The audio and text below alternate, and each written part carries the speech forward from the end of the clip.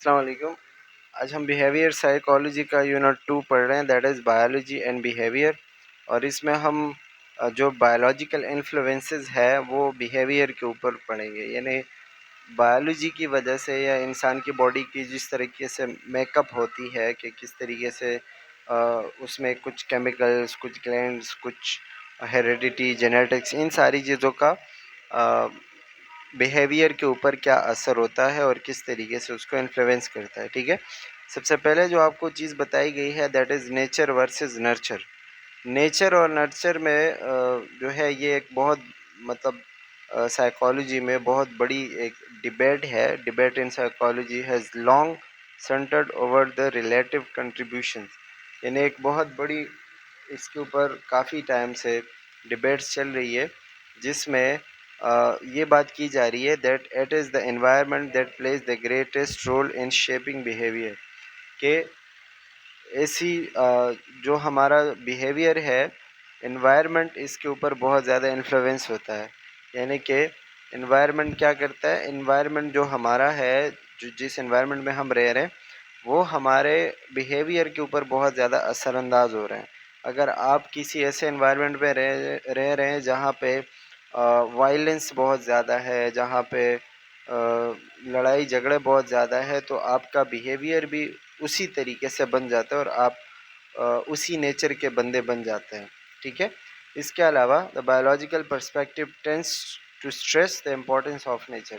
اسی طرح جب آپ بایو میں پڑھیں گے، ایوولوشن وغیرہ پڑھیں گے، تو اس میں بھی یہی بات آپ کو بتائی جا رہی ہے کہ جو انسان کا انوائرمنٹ ہوتا ہے وہ اس کے بیہیویئر کے اوپر بہت زیادہ اثر انداز ہوتا ہے. ٹھیک ہے، آپ کا جو ہے وہ مطلب جو آپ کا نیچر ہے، جو آپ کی باڈی لینگویج ہوتی ہے یا جتنی چیزیں ہوتی ہیں وہ آپ کے سارے بیہیویئر اور ساری چیزیں وہ آپ کے نیچر کی وجہ سے ہوتی ہے، یعنی آپ کے انوائرمنٹ کی وجہ سے ہوتی ہے. ٹھیک ہے، اسی طرح بایولوجیکل انفلوئنسز میں اگر ہم دیکھیں تو بایولوجیکل پروسیسز بہت سارے، یعنی کہ باڈی کے اندر جتنے بھی پروسیس ہوتے ہیں اس کا بیہیویئر کے اوپر بہت بڑا اثر ہے. اور جہاں پہ جو نام لکھا ہوا ہے it was Charles Darwin who first introduce the idea that evolution and genetics play a role in human behaviour. Charles Darwin جو تھے اس نے تھیوری پیش کی تھی، تھیوری آف ایوولوشن کی، وہ ایک الگ ٹاپک ہے.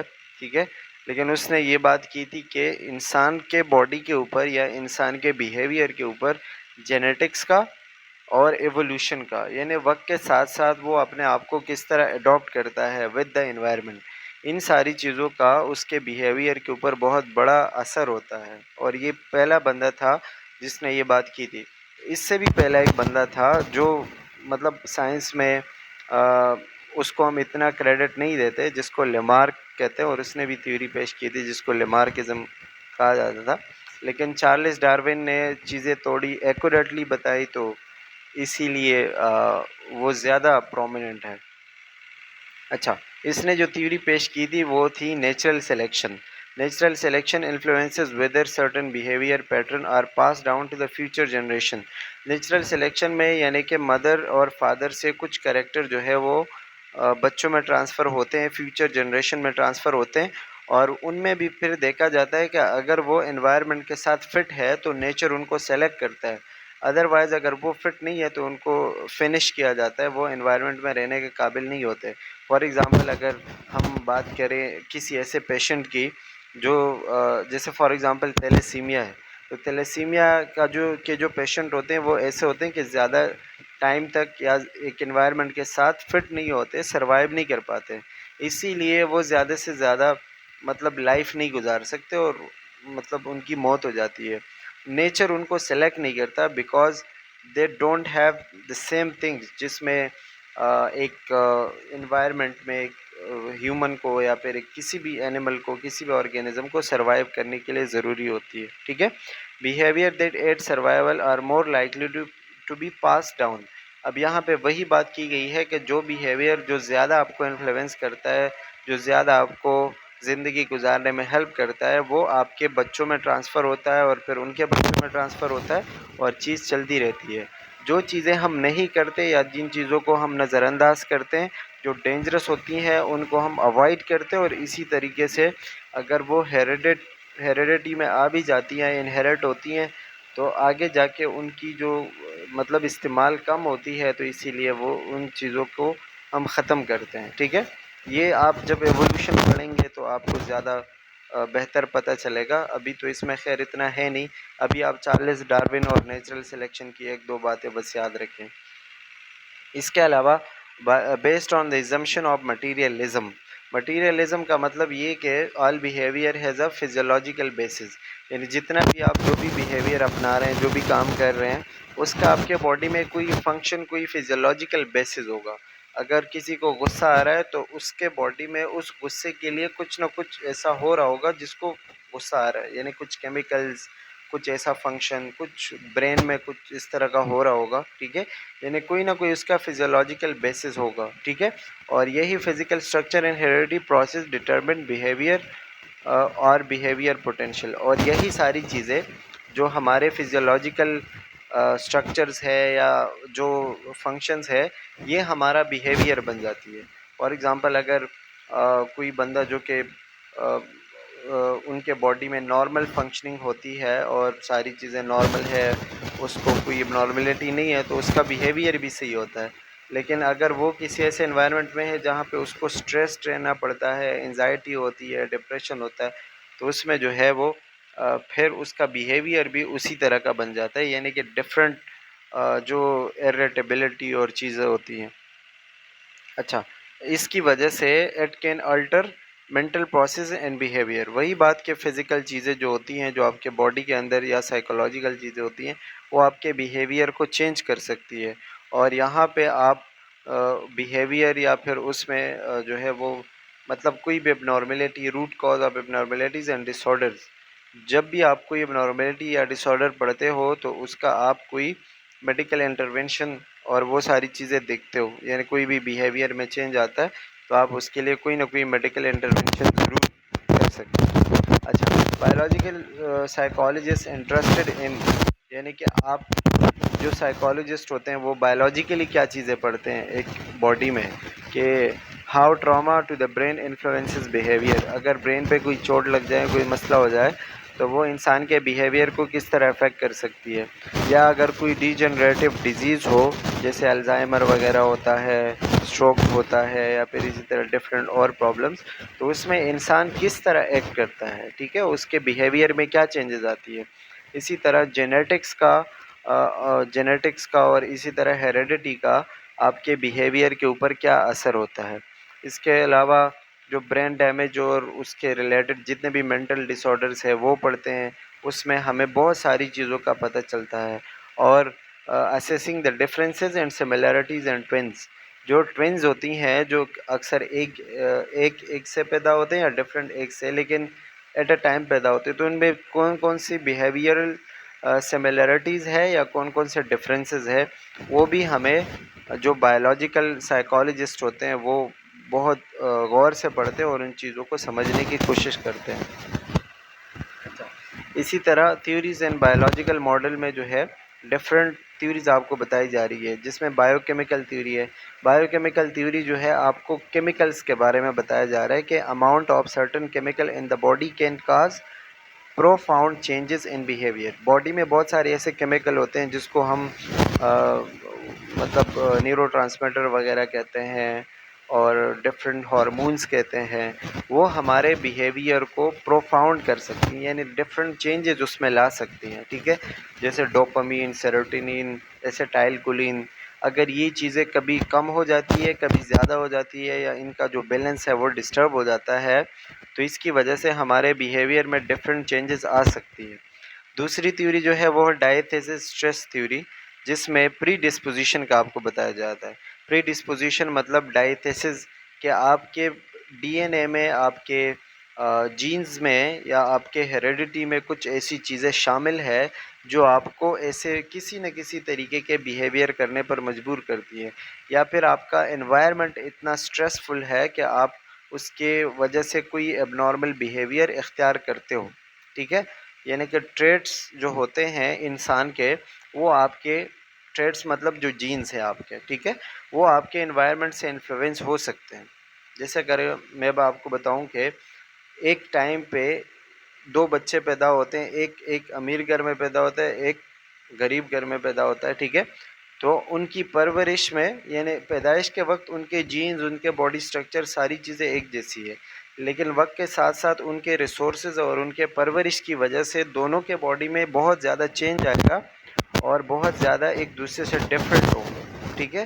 تو یہ جو چیزیں ہوتی ہے یہ انوائرمنٹل فیکٹر ہے جو کہ آپ کے باڈی کے اوپر اثر انداز ہو سکتے ہیں، ٹھیک ہے. اسی لیے ہم کہتے ہیں کہ انوائرمنٹ کا جینز کے اوپر اور ٹریٹس کے اوپر بہت زیادہ اثر ہوتا ہے. اچھا، فوکس آف اسٹڈی یعنی کہ اس بایو کیمیکل تھیوری میں ہم نیورو ٹرانسمیٹرز پڑھتے ہیں. نیورو ٹرانسمیٹر آپ کو پتہ ہے کہ جو نیورونز کے بیچ میں اکثر سگنل ٹرانسفر کرنے کا کام کرتے ہیں ایک نیورون سے دوسرے میں، ٹھیک ہے. وہ ایک الگ ٹاپک ہے بایو کے اندر، اس پہ ابھی ہم نہیں جا رہے.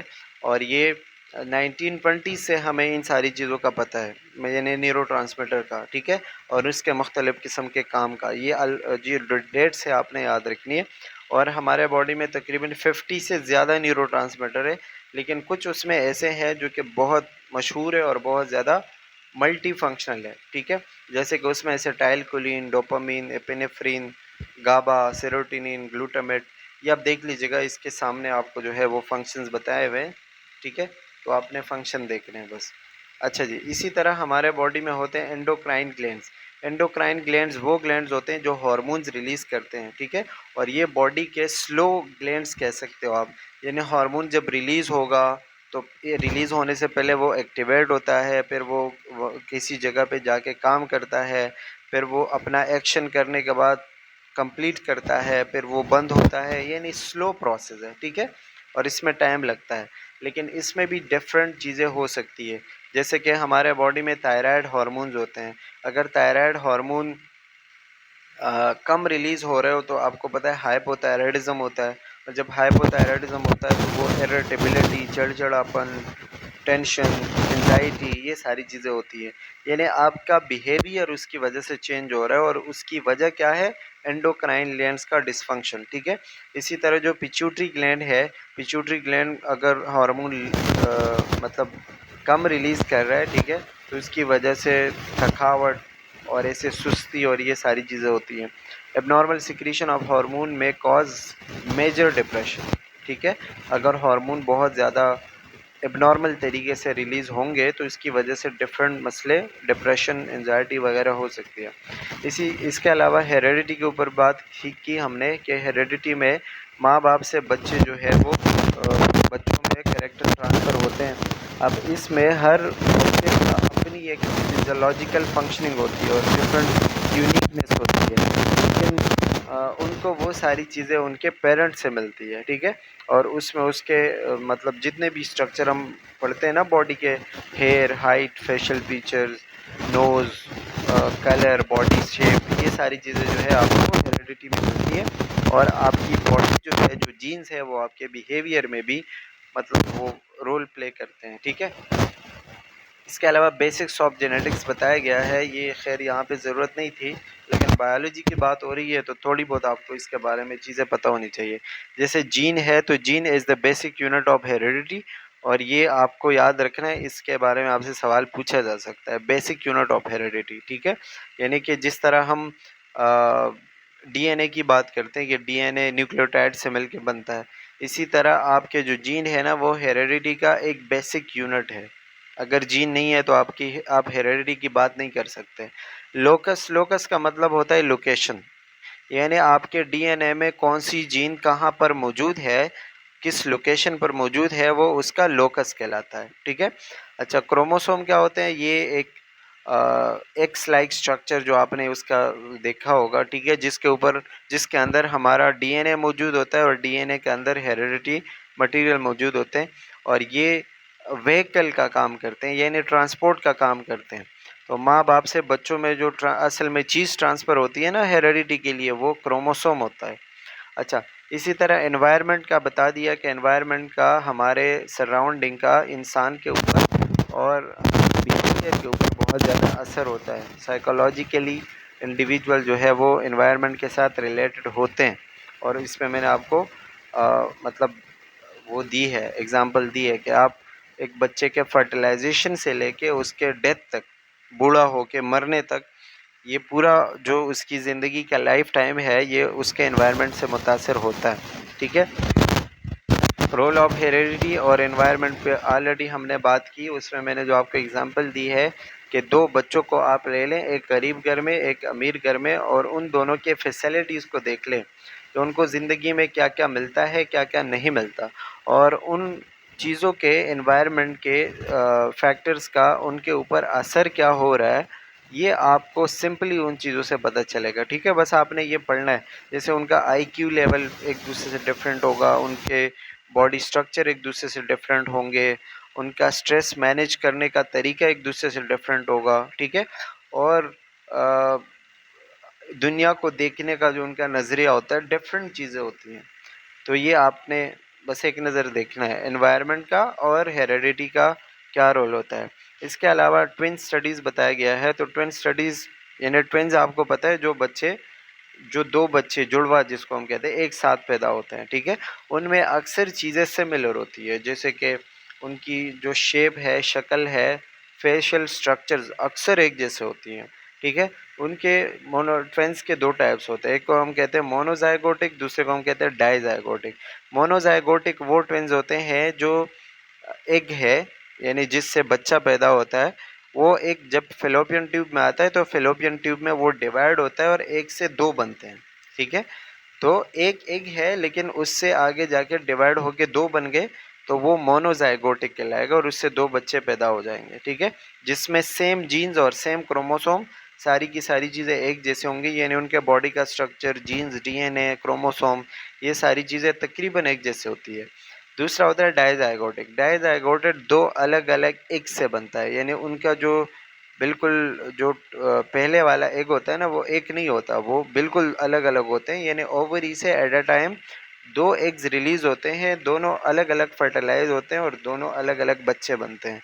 तो इनमें फिर इतनी सिमिलरिटीज़ नहीं होती और इनको हम फ्रेटर्नल या फिर नॉन आइडेंटिकल ट्विंस भी कहते हैं। ठीक है, मोनोजाइगोटिक को हम आइडेंटिकल ट्विंस कहते हैं और इसमें जो है ज़्यादातर चीज़ें सिमिलर नहीं होती। मोनोजाइगोटिक में सिमिलरिटी ज़्यादा होती है। इसकी वजह क्या है? क्योंकि वो जो दोनों ट्विन्स हैं वो एक ही एग से बने हुए हैं, भले एग आगे जाकर डिवाइड हो गया लेकिन शुरुआत में वो एक ही था। ठीक है, आगे आपको यहाँ पे इसकी डायग्राम बताई गई है आइडेंटिकल ट्विन और फ्रेटर्नल ट्विन्स की। ठीक है, एग्जाम्पल भी लिखी हुई है, एग्जाम्पल तो खैर पढ़ लीजिएगा एक नज़र, बस इसमें इतना कुछ है नहीं। How do your life experience influence genes, ये भी एग्जाम्पल ही है, जो मैंने आपको दो बच्चों के एग्जाम्पल दिए ना, वही बस सिंपल करके मैंने आपको बताया। लास्ट में आपको वो बताया हुआ है कि जो जे और के, जेनिफर एंड कैरन का बताया हुआ है। अगर आप देखेंगे तो दोनों का बॉडी स्ट्रक्चर स्टार्ट में एक जैसा है। ठीक है, लेकिन फिर आप नेक्स्ट डायग्राम में देखें तो उनके एक जो है वो सब्जियां और हेल्दी फूड खा रही है और दूसरी जो है वो ऐसे फास्ट फूड और ये मिल्क शेक्स वगैरह ये सारी चीज़ें। फिर आप उनका रिज़ल्ट देखेंगे तो जो जेनिफर है वो बिल्कुल स्लिम एंड फिट है और जो कैरन है वो यानी कि फैट हो गई है। तो इसमें क्या है कि बस आपके एनवायरनमेंट का, आपके खाने पीने का आपके बॉडी के ऊपर असर होता है। ठीक है, that's all and thank you for